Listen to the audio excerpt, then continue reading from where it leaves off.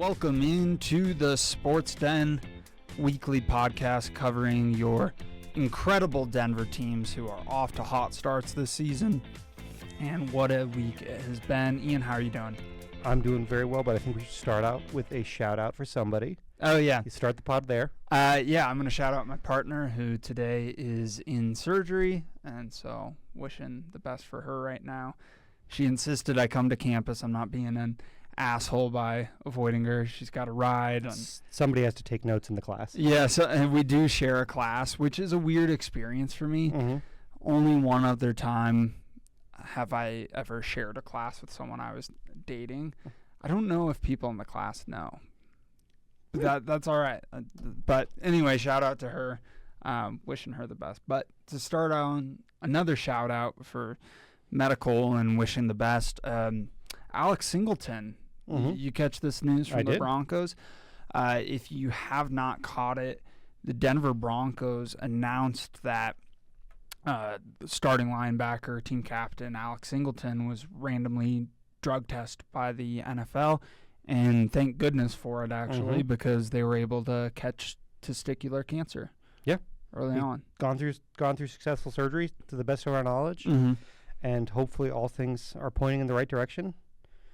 And wish him well, and wish him to be back on the field in no time. Yeah, I'm certainly not a medical expert, but being able to catch it seemingly as early as they did is absolutely a positive sign, and able to get him into surgery really quickly.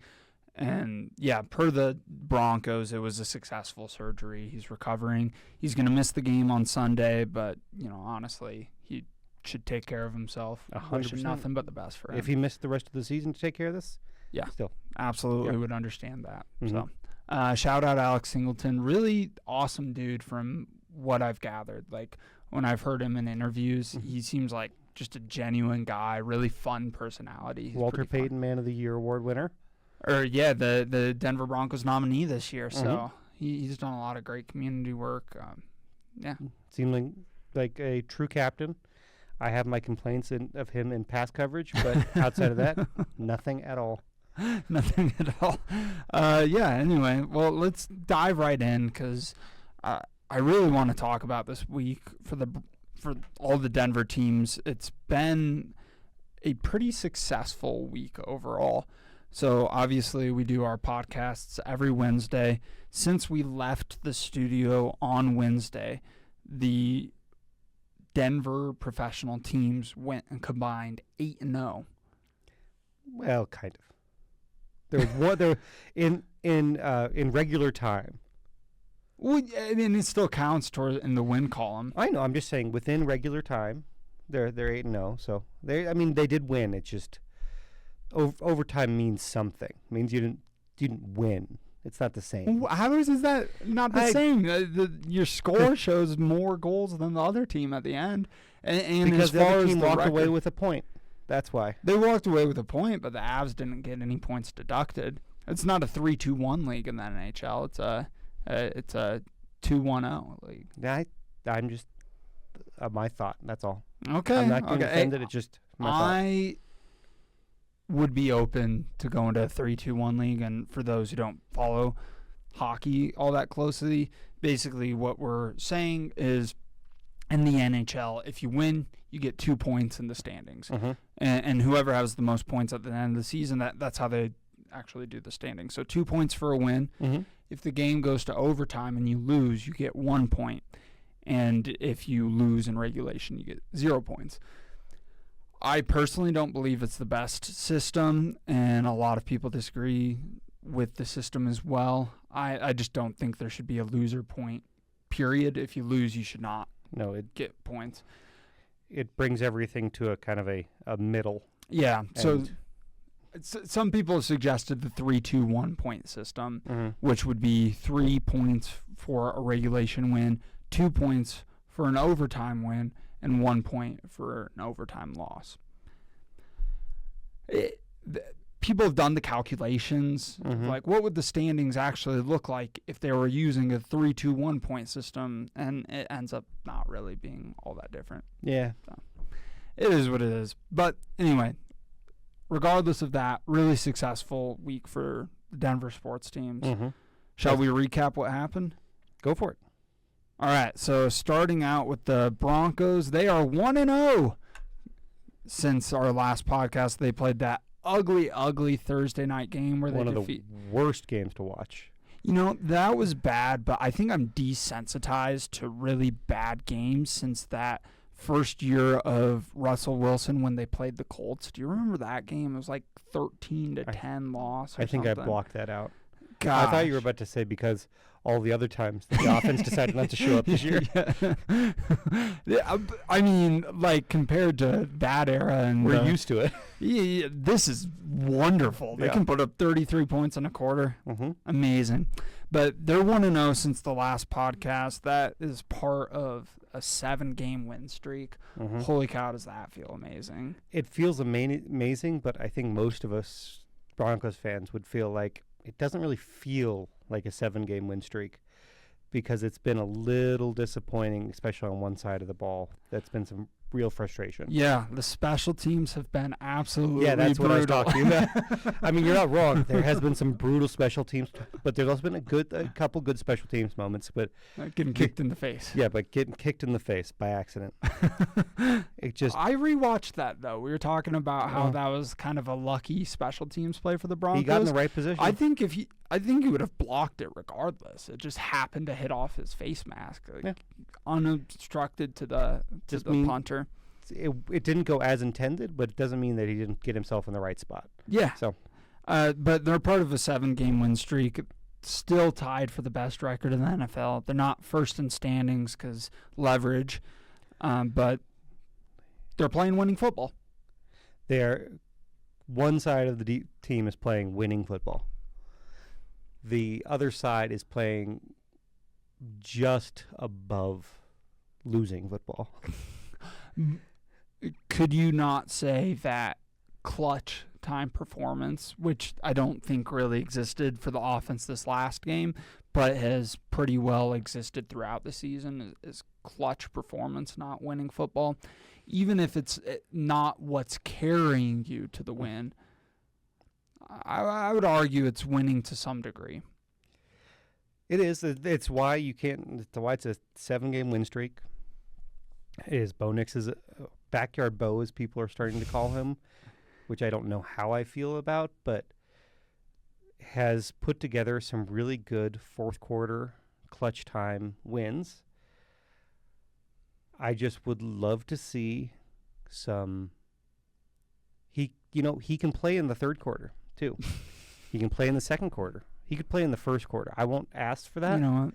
But I'll just say, can we start by playing in the third quarter?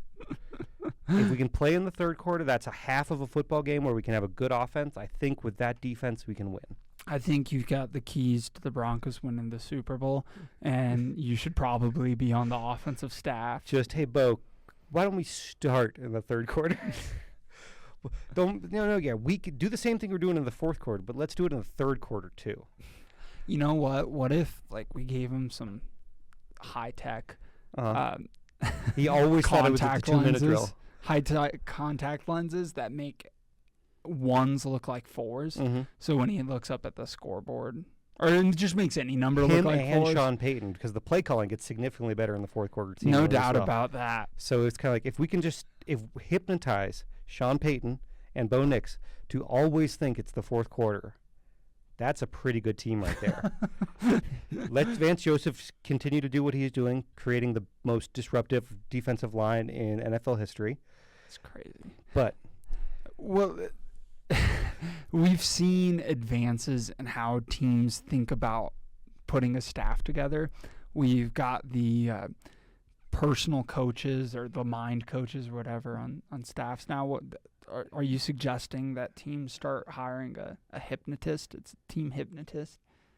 I'm just saying they should investigate the possibility. Okay, all right. Because we're coming up to what I would argue is the most important home game of the season this next week. We'll get into later. But it's like I would love to see a team that decides that it can play in more than just the fourth quarter. I would agree this is the most important game of the season. Not just home game, but most important game of the season. We'll get to that. But Broncos Tied best record in the NFL, like I mentioned. They're not the only Denver sports team with the best record in their respective league, except for one of them is the outright best record. That is the Colorado Avalanche. Who are terrifying. They are so good. 3-0 since the last podcast. We'll get into those games a little bit. 3-0, outright in first place in the NHL. And like I mentioned, it is the point system in hockey. Well, the Avalanche have a 4-point lead on second place in the NHL. There's a few teams that have 23. 23, the Avs at 27. So that's the equivalent of 2 wins over the rest of the league. They went 3-0 since the last pod on a 4-game win streak. Their last loss was an overtime loss. In fact, they've only lost 1 game in regulation all season. The last 3 games, the most recent, I'm going to go in reverse order. Okay. Because if you didn't catch these scores, may as well save the first game for last. Last night, they beat the red-hot Anaheim Ducks here in Denver 4-1.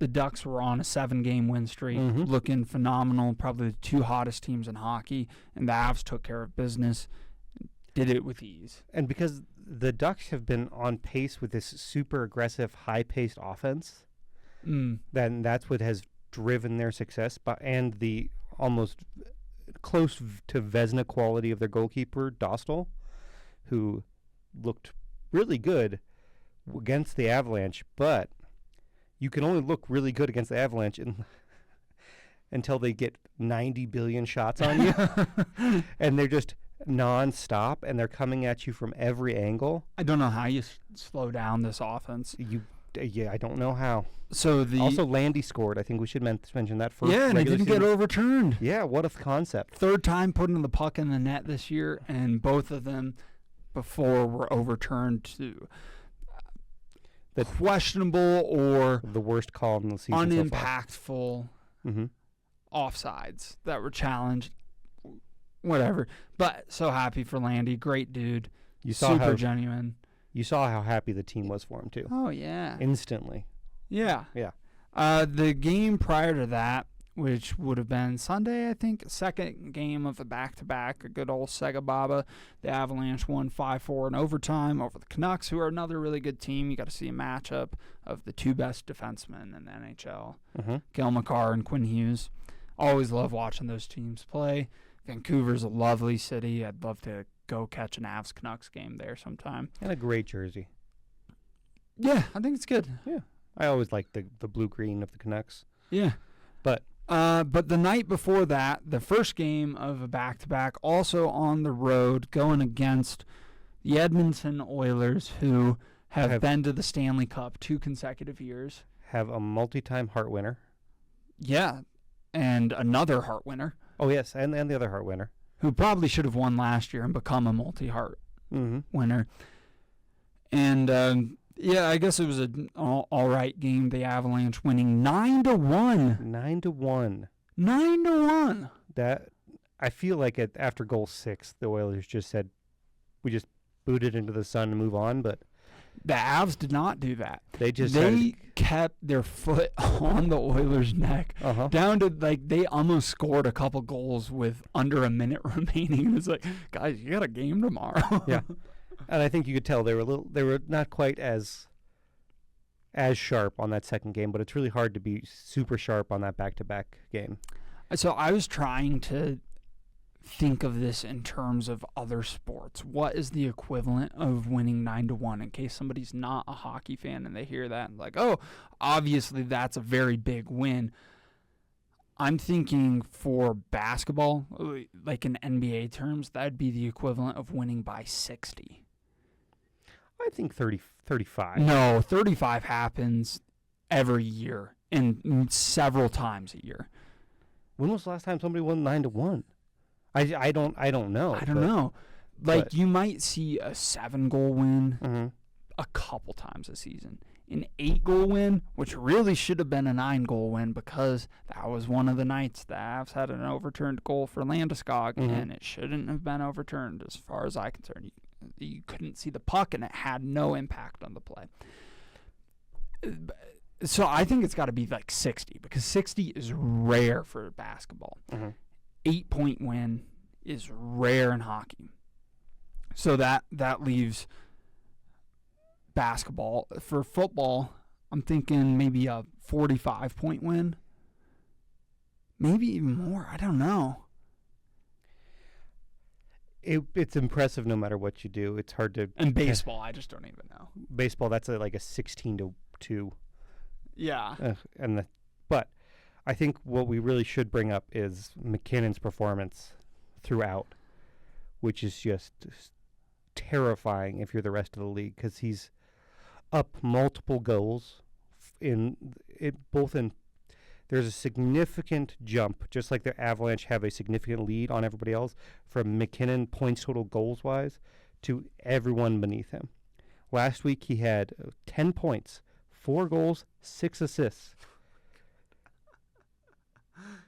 In 3 games? In three games. Yeah, let's see. So last week it would have been Tampa, Edmonton, and Vancouver. So Vancouver was Sunday, so is it counting Vancouver? I believe so. Okay. Jeez. Goodness gracious. At this point he has a total of 32 points, which is just, he's on pace that can only really, if it stays like this, can only mean one thing, but we'll talk about that later. That guy is unbelievable. He is. Unbelievable. And then you have the likes of Cale Makar. We've been talking about it all season. We've been hot on this. And we're not alone on this. I'm not trying to, like, pat ourselves on the back like, oh, we saw the Avs being amazing when no one else did. Like, no. It's been dead obvious. I've just been trying to pass this off to as many people as I can, because there's certain years where it is so special, and you better get on it early so you can look back and have as many memories of that season as possible. Yeah. Go to as many games as possible. Watch as many nights on TV as you possibly can. Stay up on the news. Be attached to it. And this is one of those years you, as Avs fans, better be taking seriously, because guess what? If I had to put money on it, I would be putting money on there being a parade. And the next team we're about to talk about has a similar feeling. Oh, gosh. Here's the difference. We're talking about how good the Broncos are and, like, their great record, and we're really happy for them. Yeah. And then you can see, like, truly the difference in excitement when it comes to the other two teams of, like, holy shit, these teams are special, versus the Broncos team is like, we think it's really good, and we want to see more, but we're excited for the trajectory they're on. Yeah. And the rest of the league is terrified. I'll say that. On both the Avalanche and the Nuggets, the rest of the league is kind of terrified in how they're playing. Because, wow. Wow, indeed. So the Nuggets have played the most games since last pod, 3 of them at home. And they're undefeated at home on the season. They went 4-0 since our last pod. They're on a 5-game win streak. Tied for the 3rd best record in the NBA, which, it's funny. It's like, all right, these other 2 teams, best records in their leagues, and the Nuggets are 3rd. It seems a bit disappointing. It's like, no, that's 3rd best when they've got all these new pieces, and they've got to figure it out early in the season. And they're still figuring it out. They have so much to figure out, but they look so much better than last year and the year before. Yeah, and I'd even say to this point in the season, better than the year before that, which also ended in a parade. Yeah, there are very few things that can rain on the Nuggets parade right now. But I think the one area where we really need to talk about, and I'm not actually worried about it, weirdly enough, but it is the one, like, what we got to do something here. What do you think it is, Ryver? Oh, I gotta imagine it's that Rocky isn't hitting as many of those half-court behind-the-back shots as what the old Rocky used to do, the one that's currently suing the team. Is that where you're going? It is. I think him suing the team is the biggest problem in the Nuggets world right now. Is like, no, You can't have that cloud over. yeah, you can't have it. It'll throw off the juju Yeah. of everything. But it's Cam Johnson. It's that starting lineup feels like it's. I watched the entire game against Sacramento last night, and I liked a couple things about what Cam Johnson was doing, but he's still not hitting threes. Yeah. And that's what he was brought here to do. But you know what he was doing last night? I saw him multiple times make a good drive to the basket. And you start there and you build up the confidence. I wish Adelman had him in at the closing of the game, just because it was very well controlled. Cam Johnson has been a solid defender throughout, and he's been in the right place, the right time on defense and on offense. He's just, the shots aren't falling, so I just want him in the game, and I want him shooting more and more and more. And eventually, because a shooter like that, he just needs to get through this kind of lull, and he will pop back up, and he will be a top shooter again. He just needs to keep shooting it. Is that what you were thinking, or no? Yeah, as soon as you brought Cam Johnson up, all jokes aside, obviously I knew that's the direction you were going to take it. Mm-hmm. But I don't think the biggest question is Cam Johnson. I think the biggest question is Cam Johnson's shooting, specifically. 3-point shooting. That's absolutely right. And I honestly thought to start the season he was doing fine on defense and fine on these connecting plays, but I think those have substantially improved since those first few games. Mm-hmm. And so now it's just this final missing piece that we're waiting to actually see come to fruition. I believe he was 0 of 3 last night, but there are plays that make me go, oh, that's it. As soon as his main objective of making threes is being accomplished, then this is a really complete player that is so complementary to the way Jokic plays. My favorite play all last night, I don't know if you remember this, it was the Kings were on offense and cycling the ball, trying to penetrate the defense, but not an inch was given up, and it felt like they had a drive. I believe it was Levine with the ball maybe, and he comes around a screen, coming around the corner and thinks he's going to have it, but Cam Johnson steps in the way and is shuffling his feet so perfectly. It gets him out of comfort. He passes it back. There ends up being a turnover in the lane. Cam Johnson sprints out. Jokic has the interception on the pass and throws it complete cross court to Cam Johnson dunk. Like, that is it. Like, you shuffled your feet, you made the good defensive play, and I'm not expecting him to be an all-world defender, but a guy that can do stuff like that leads to turnovers and then finish at the other end. The only way to describe it is winning basketball. It is winning basketball. And I don't ever expect him to be the kind of shooter that MPJ is, or just scorer in general. Being the third scorer on the team and at points in his career putting up 18 points per game, like, that's so impressive, and there's few guys in the league that could do that as a third scorer. So I don't expect him to do that. I expect better defense than MPJ. I expect screening and making a lot of the connecting plays, some of the passes that you didn't expect MPJ to make. We have a big three. We have Jokic, which Jokic counts for 2 people, I think. No, we have minimum. We have Jokic, we have Jamal Murray, and we have Aaron Gordon. You need Christian Brown and Cam Johnson to be elite glue guys and great team defenders. You need them to be able to screen, move, pass. They do not have to be they don't need to be all-star scorers to make this team elite. They are very important parts, but their jobs are not necessarily light up the scoreboard. It's going to be make the right decision, be in the right place, and take the stress off the Aaron Gordon and Jamal Murray and Jokic so that they can be the best players they can be.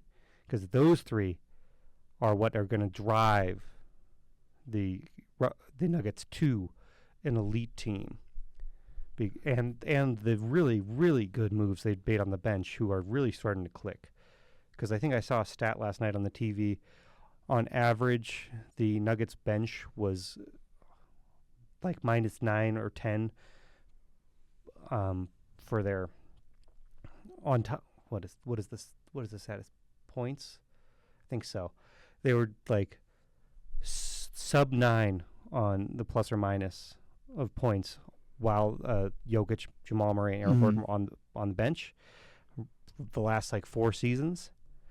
And right now they're sitting at a 1.9. So that is a significant drop in how effective our bench unit is, which means, or it's a significant improvement on how effective our bench unit is, which is just, I go to Steve. Okay, we're back. But if the bench isn't a minus like that it has been the last 4 years, and it's been a plus so far, it's terrifying. And Adelman has done a really good job with installing a new offense and a new defense, and everybody looks very controlled on it. If you have a chance to watch the Nuggets, watch for them coming up, and I think it's called the Horns offense. It's look for Jokic coming up the middle, carrying the ball, and then the two other sides. You have two players on each side. One, they're going to come up to basically the 3-point line and run a back screen, and you're going to have two drivers. One is going to go towards the basket. One is going to go to the corner.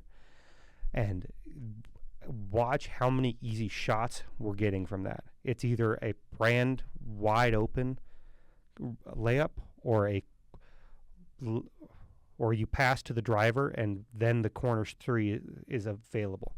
That's how the Nuggets have really liked to initiate into offense, and it has just made easy layup after easy layup after easy layup. So just keep an eye out for that. Yeah, absolutely. This team is incredible, and I want to go through their wins over the last week. But before I do so, one conversation I haven't heard really being had so far this season about the Nuggets that I think is significant is their defense is good.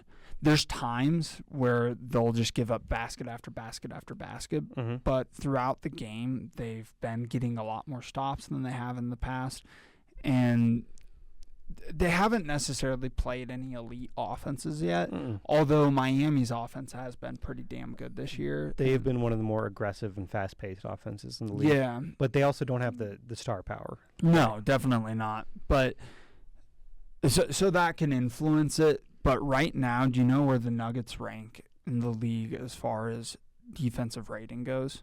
I would say like 8 to 12, somewhere in there. Is it higher than that? It's better than that. It's really, because we've been playing a significant portion of our time has been spent in kind of a soft zone. So it's a kind of very malleable defense, and I think the team's built for it. But is it a top 5? It's top 5. That's a top 5 offense, top 5 defense. That's a scary thing. Just name some teams you think may be better than them defensive rating right now. I don't. My first thought would be go to Orlando, but I think they've been bad this year. That's your first thought? Go to Orlando? Well, they've had the best defense the last couple of years. One team won the championship on defense last year. Well, okay, so it's OKC is the still probably the best defense. OKC is number 1 in defensive rating. Let's see, what else? Celtics aren't the same defense they used to be. Golden State's not the same defense they used to be. Okay, so I'm looking for 3. How many teams am I looking for? Can I give 0 more? 0 more? We're number 2? 0 more. The Nuggets are number 2 in defensive rating in the league while having a historically great offense. That was always the thing with the Nuggets, is their offense was going to be good enough to win a championship and some. How good could the defense be? And going into the year they won the championship, a big talking point was that that Nuggets were outside the top 10 in defensive rating, and no team had ever won a championship being outside the top 10. What Nuggets fans would point to, myself included, is they had the number one clutch time defense in the league. And so when it really counted, they would turn it up and win the game with their clutch time defense. And obviously they went on to win the championship. Mm-hmm. Now, the offensive rating, I don't know what the offensive rating is compared to 2023, but I would imagine it's better just because they have more depth. Like I think the starting five was probably better then, but you don't have the drop off in offense like you did then. The cliff. Yeah, because you've got Big Val now. Mm-hmm. You've got Tim Hardaway Jr. that can Bruce Brown put up again. Points. Yeah, Bruce Brown, but he's not a point scorer. He'll get you points. P. Watt has stepped up in a big way defensively. Oh, my gosh. His rebounding, I think, is the most drastic difference. He's been an incredible rebounder this year, and he was truthfully terrible last year for his size. He wouldn't box out, didn't come down with anything. But I only say this to present the case that, yes, this Nuggets team is also special, and it's being viewed through the lens of many as a two-team league this year, the Thunder and the Nuggets. And that went to 7 last year with a much worse team than what the Nuggets have this year. It's going to be a really good Western Conference final if we get it. It's going to be the final. But oh my goodness, it's going to be so good. Yeah. So far this year, this last week, the Nuggets defeated the Heat 122-112, the Warriors, who were shorthanded, 129-104, the Pacers 117-100, and the Kings 122-108. The Kings was the only one on the road. None of those are particularly close. So no, and I think there's a thing to note on the Pacers and the Kings game, especially, is and the Warriors, and the Heat, all four of them, is how controlled the Nuggets were throughout. Yes. There was never a doubt. They just kind of played through the first quarter. They usually had a lead throughout the first half, and then in the third quarter, you'll see the points just start. The lead just starts expanding, and it's just been really, really fun team to watch. Absolutely. So we've gone through all the games over the past week in Denver sports. Again, 8-0 in that time. Did you have a favorite game that you watched over the last week? I think it's got to be. I really enjoyed watching the Avs play the Ducks last night, because the Ducks. I was hoping you would say that. The Ducks are a really fun team. Mm-hmm. They've got a lot of really fun players, like Leo Carlson, who's the only goal scorer for the Ducks. Really, really good. Joe Quenneville is their coach, and all that is to say about Joe Quenneville, he has put together an effective team, and Joel Quenneville obviously had the weird scandal incident that went on in Chicago, but for my money, and I've been saying this for a decade now, I think he's the greatest hockey coach of all time. And he's proving it. Yeah, and I mean, we remember him when he was the Avs coach back in the day, and gosh, I idolized him as a kid. No questions. Yeah, it's a well-constructed team, young, and I think the significance of this win, the Ducks were hot. Like I said, 7-game win streak coming into it. They've got all the confidence in the world, and you knew they had in their minds, we're going into Colorado now. This is a test for us, and this is a chance for us to prove ourselves. They wanted that game last night. They wanted to puff out their chest. They wanted to make it known to everybody that they have arrived, and the Avs simply said no. You could see it when Carlson scored the equalizer, that it was 1-1 through the first. The reaction and the kind of the bravado that was felt by the Ducks is kind of like, no, we're making a statement that we're here to play with you. And then from there on out, it was Avalanche all the way. Was really nice. Absolutely. What was your favorite game? I was hoping you'd say that one, because I felt like that should be the favorite for like a true hockey diehard. But you just don't see 9-1 games, so I'm also going to go with an Avs game. And for good reason. You don't see 9-1 games, and every moment it felt like early in the game, oh, shoot, you gotta keep your foot on the pedal because the Oilers like to come back, and they're good at coming back against teams. When the Avs had the disallowed goal, it was 3-0, comes back down to 2-0. That's a really easy moment to, give the other team some momentum that they haven't earned. And that's where the Oilers have thrived in the past against just about any other team. And granted, the Oilers are off to a really rough start to start the year, as they usually are. But this is a little worse than recent years, at least. Yeah. It feels like in another game, the team would forfeit that third goal. It comes down to 2-0, and they've outplayed the Oilers, and now the Oilers are given a lifeline. The Oilers take advantage, make a comeback, win easily. So it's in that moment, I'm just thinking you got to get to 3 before they get to 1, especially now that you've had a disallowed goal, and they do it. It's like, okay, still the Oilers. Come on, make it 4. It's not critical you make it 4 before they get 1, but boy, would that be good. They do it, and it just keeps building. And then, like, everything I'm asking for in my mind, or that I'm probably saying aloud as I'm watching by myself, they just did it. They delivered on all of that, and it was really incredible. So I think most people understand the amount of talent that the Oilers have.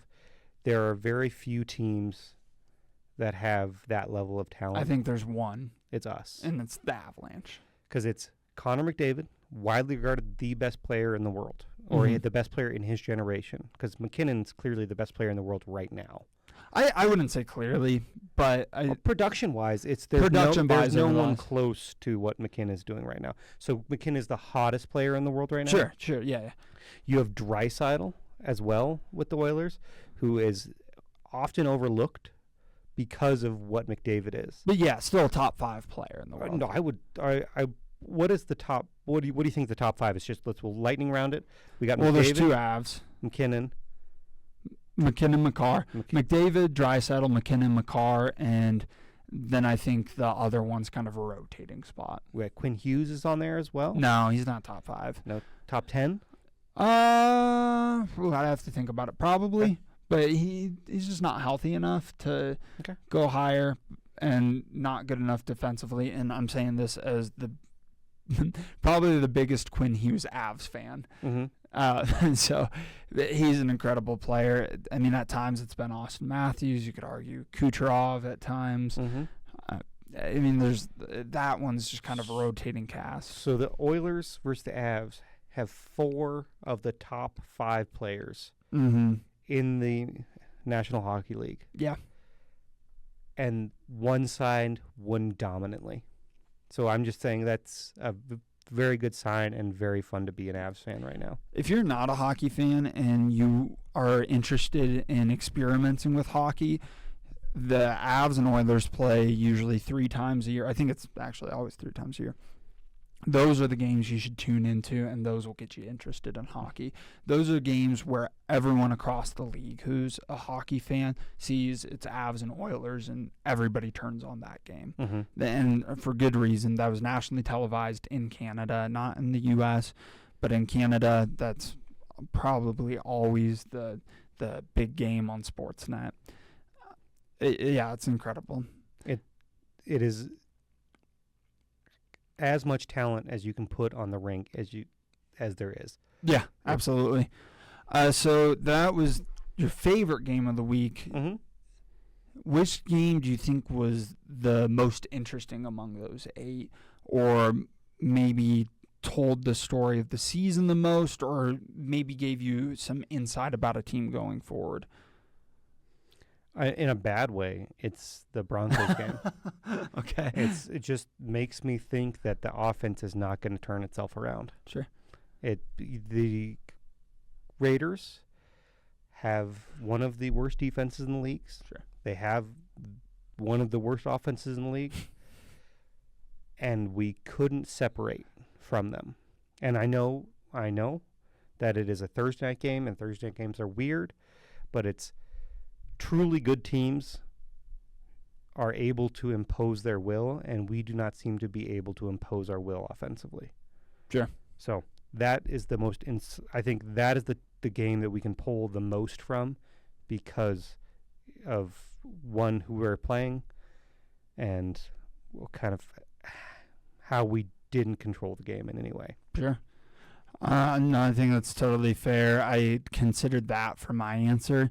However, I decided to go with the game you selected as your favorite, the Avs versus Ducks, for the reasons I spoke about. Of the Ducks had every reason to come in and try to punch up. do it. They're the newcomers. They're probably the team that's going to want it more early in the season because they still have something to prove, and they're going up against a big dog team that's won a Stanley Cup in recent memory, and the Avs just had none of it.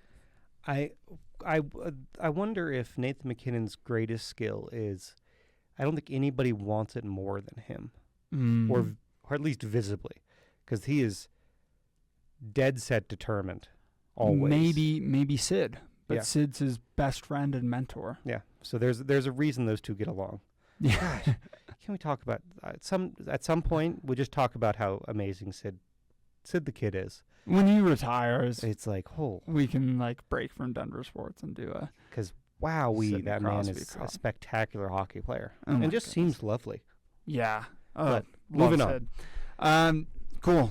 So the Denver teams, very good. Mm-hmm. Maybe the best any collection of three Denver teams have been at the same time ever. Yes. Can we say because the NHL and the NBA kind of run in similar seasons. Yeah. So it's easy to kind of put those two together. Yeah. And it is, I think, on a level of a run of that not many other cities have experienced, when you have two true MVP winners and true MVP caliber players, and plus championships. Because the only other time, there's been two times in the history of the NBA and NHL where a city has won MVP or the Hart Trophy at the same time. And that was once already in Denver with MacKinnon and Jokic. I almost went Joker instead of, but it was Jokic. And then in the 80s with Wayne Gretzky and Magic Johnson. Who are those guys? The greatest hockey player of all time, and the probably the best point guard of all time. A top him or 5 Steph. player. Yeah. I think it's hard to put into all time until you retire, I think. Yeah. You know, No, that's fair. once Steph retires, we'll finalize that discussion. But unquestionably a top 2 point guard of all time. yeah, and a top 10 player of all time. Yeah. So it's to kind of repeat a point that River made is this is the time, Nuggets and Avs fans, go watch, go see, experience these two teams at their absolute peak with two of the greatest players to ever put jerseys on, and enjoy. Go get as many memories as you can. Watch, if you can't make a game, make sure you watch the highlights on YouTube the next day. I wouldn't watch ESPN's highlights, but I'd watch Sportsnet's up from Canada. So much better. They're significantly better, usually longer. And watch Joker do what he does, because the team, I don't know if I've ever seen him as happy and a relaxed of a player as he's been. Well, at least not this early in the season. He is. At one point in the fourth quarter, he was sitting on the bench. His legs were crossed. His shoes were untied. I was like, oh, he's probably done for the night. He came back in, but it was like he was so trusting, and he doesn't. It's really lovely to experience as a Nuggets and Avs fan. So my call to action is just do your best to go experience these teams right now. And this is a great place to stay up with it. Mm-hmm. You should want to be involved. If you're a true Denver sports fan and you want to be following these Don't teams. worry about true. It's just like if Well, you're a Denver sports fan and you want to take more part of it, Yeah. this is the best time to be a Denver sports fan. Yeah. And this is where we'll keep you up with all the news of what's going on. Absolutely. Have the conversations, maybe provide a little bit of perspective about what it is. But you're totally right. MacKinnon, Jokic, putting up MVP seasons again, like they do year in, year out. And if I were saying who I even think the best player on the Avs is, I wouldn't even say MacKinnon. I'd go Makar over him, and it's like, wow. But this guy's a league MVP. Yeah. He's a Hart Trophy winner, and it's way early in the season, so I don't want to, like, go through who are the leaders in the Hart Trophy race or in the MVP race, just because who cares? There's a long season left. But MacKinnon is that leader right now because he's leading the league in points so comfortably, and the Avs are the best team in the NHL, which counts for something. It's just, it is not a thing where we're having a discussion of, like, who's the lead. It's MacKinnon. MacKinnon is the leader. Yeah. And Jokic is much the same way. He is the most effective scorer in the league. I don't care by position. He has also reduced the number of shots he's taking this year because the offense around him is the level has raised, and his assists are up to the highest they've ever been. He's averaging 11 assists a night, and his potential assists are at 19, which is a terrifying number. Yeah, he's incredible. Last question I want to ask about, like, while we're talking about the three teams who are currently playing, and then we'll go to the other Denver pro sports team, although we have news. We'll debate it later. Yeah. Well, I was just going to say some of the other teams that we don't really talk about, like the Denver Summit FC, new NWSL team. They announced they're going to be playing some games at Mile High Stadium. There's Mammoth Rapids. But the other team we cover regularly, the Rockies, we'll talk about. But the Avs, Nuggets, Broncos, we've already framed it, all in really good position within their leagues. If you could guarantee one of those teams this season makes the championship, we're not guaranteeing the win. We're guaranteeing they make the league championship. Who would you guarantee made it?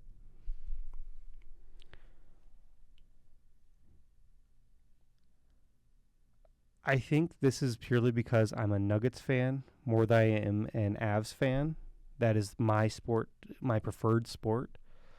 And I think what that does to Jokic's kind of legacy, it puts him up in, like, top 5 category all time, which MacKinnon winning another Stanley Cup, it puts him up with, Joe Sakic, all-time Avs. It puts him up in an interesting discussion as a truly elite of the elite players all time.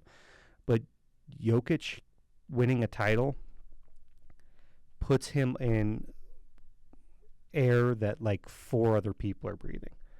So I would pick the Nuggets because Jokic is that kind of player. He is a true generational, the greatest player the greatest Nugget we will probably ever see.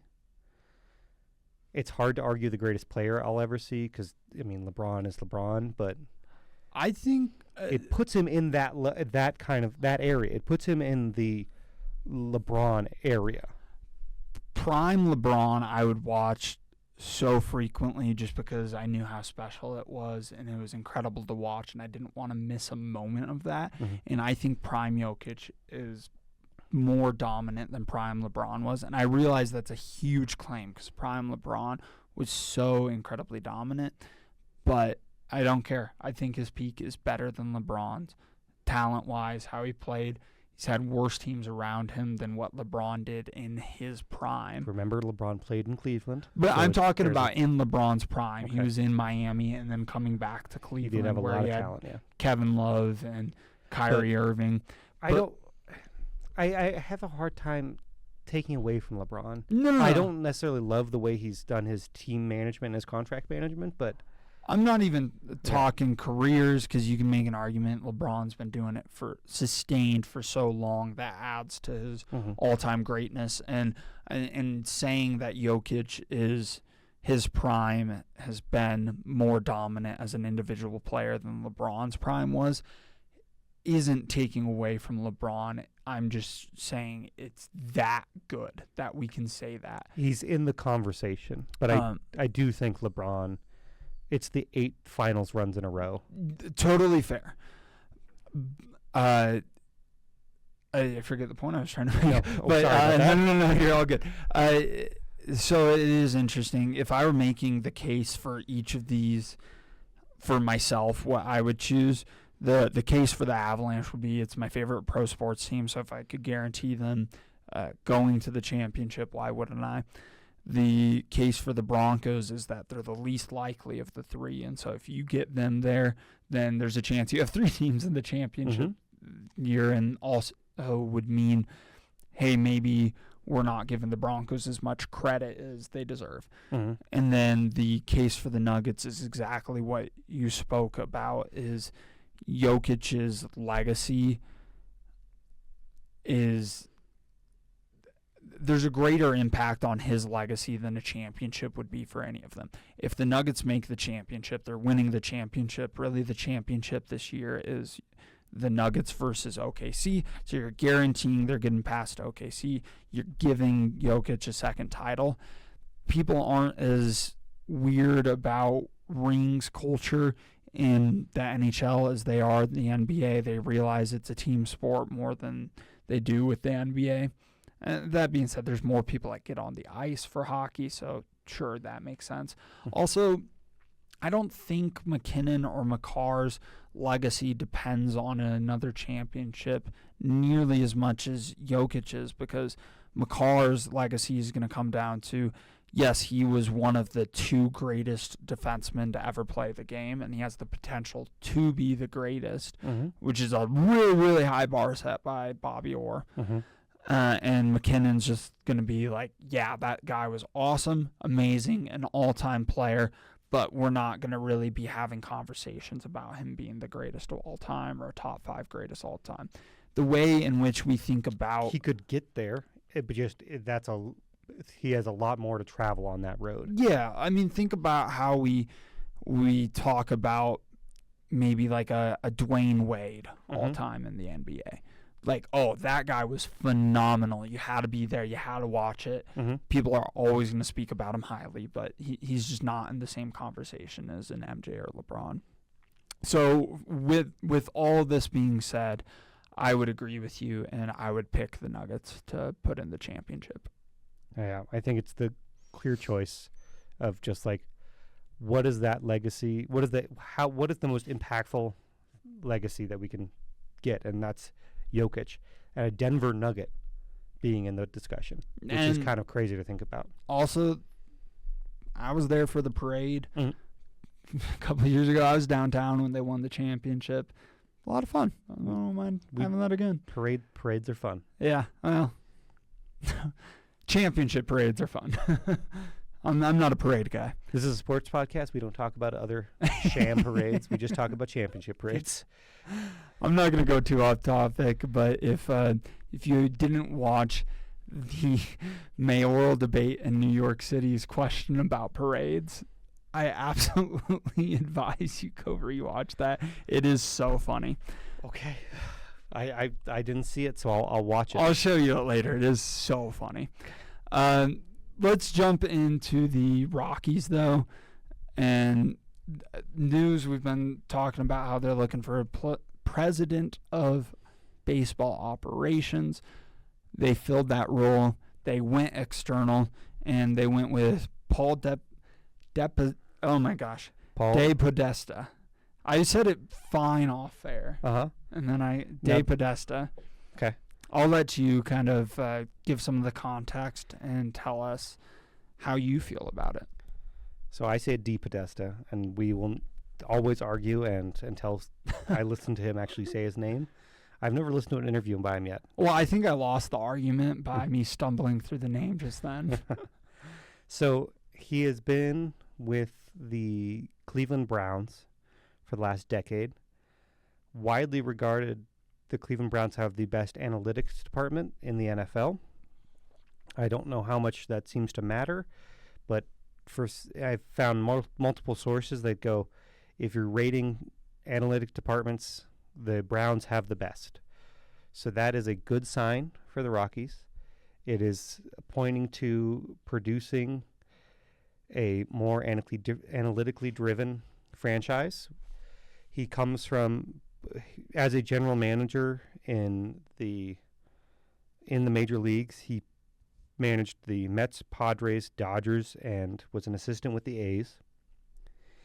And when you think about that, he didn't have a lot of winning seasons, but he did have winning seasons, but he didn't have any like true massive successes. Like, oh, he's not, Theo, just to name a guy who's out and available, but not going to come to the Rockies. But well, I mean, if the Rockies had a 70-plus year drought, yeah, well, then he would come. We only have a 32-year drought. Well, can it be a drought if there was never rain to begin with? That's fair. But the Mets, I think, was his most successful stop. But the one thing I do want to point out about this is think about the ownership groups of the Mets. So this isn't Steve Cohen's Mets. This is the Wilpon Mets that he found success with. This is the McCourt Dodgers, which talk about a meddling team. This is Haslam for the Browns. This is the A's ownership group. These are all owners that are over-involved and are cheap. So I'm trying to find that as optimism and hoping that DePodesta understands how to communicate and get owners to put money where they should so that we can develop an analytically driven team. I think the big first step that I want to see is he is brought in as the president of baseball operations. I want to see what he does at the GM level. I'm hoping that it is a someone from a different franchise coming in. If it's an internal hire, I think DePodesta is leading towards he is a puppet for he is the one being driven by the Rockies ownership, and he is not driving the Rockies ownership. So the big first step is GM. Can he hire one? Who is that hire? So hoping it is someone from outside the franchise, but I'm scared to say it's probably going to be an internal hire, which is just how the Rockies have done, and in every time the Rockies fans have gone, this was a big win for us. It's a one step forward and half a step back. So with the Arenado contract, we gave him a big contract, but we also gave him this opt-out. Arenado didn't ask for that opt-out. That was the Rockies saying, hey, we want to give you this opt-out, because they're not committal and they're not willing to invest. So every single step forward, there's a half step back. So I'm prepared for an internal hire to be what the Rockies bring in for general manager. So when I think about this hiring, first we should start with who DePodesta is beyond just his work. He has a little bit of name recognition, and for his time with the Oakland Athletics. Mm-hmm. And that comes from being part of the Moneyball front office. Mm-hmm. And obviously that front office changed the way sports were thought about from a team construction standpoint. Well, let's be specific. If you are comparing him to a character in the Moneyball, Jonah Hill's character was generally based off of DePodesta and a couple other people brought into kind of one. So it's not fully him, but he is probably the majority of that who is beneath Billy Beane. So he has had success at points and has been able to work under similar constraints that exist within the Rockies. Now, he did just take a job with the Rockies. So his image as a successful general manager / front office personnel is not what it may have been because otherwise he's not taking the job with the Rockies. I disagree. There's only 30 of these jobs. I don't think taking any of these jobs is a step down. Sure, but I think there's probably more attractive teams that would have been calling, say, 10 years ago. Well, I mean, he did manage the Dodgers and the Mets, so those are two of the larger franchises in the major leagues, yes. Yeah. And so maybe doesn't have that fastball that he once did, although we certainly hope that comes back. And when I think about this is a higher profile president of baseball operations than what the Rockies probably could have realistically gotten otherwise. Mm-hmm. Am I incorrect in that? No, that's pretty accurate. They Oh, our camera may have gone out. We can still keep going though. Looks like it's still recording, so we're good. So I think with that comes a little bit of maybe some extra cachet with the front office of saying, hey, you're hiring me. This is my track record. I need to have more control than what you've given presidents of baseball operations before. And that's certainly what I'm hoping for. I don't know if it'll pan out that way. And I truthfully don't even know how I feel about the move in general. But I think it is an interesting move, to say the least. Probably more interesting than what we could have otherwise gotten. The part I'm concerned about is the fact that we got DePodesta, but the two candidates we had were assistant general managers for the Cleveland Guardians and the Arizona Diamondbacks. And both of them stepped away from the role, which leads me to fear that they were not going to be given enough freedom in the role because of how the Monforts operate. Now, the one concern, this is why I've shared many concerns, but I do have a concern that the Monforts operate on a system that is almost 15 years older than the rest of the major leagues, and DePodesta hasn't been a part of the major leagues for 10 years. So maybe they see eye to eye on how the major leagues operate, which is 15 years older than they should. In fairness to DePodesta, he comes from a background that was ahead of the curve. Yeah, but and his ahead of the curve could be behind the curve now, but I would hope that he realizes I have been able to have success by staying on top of it and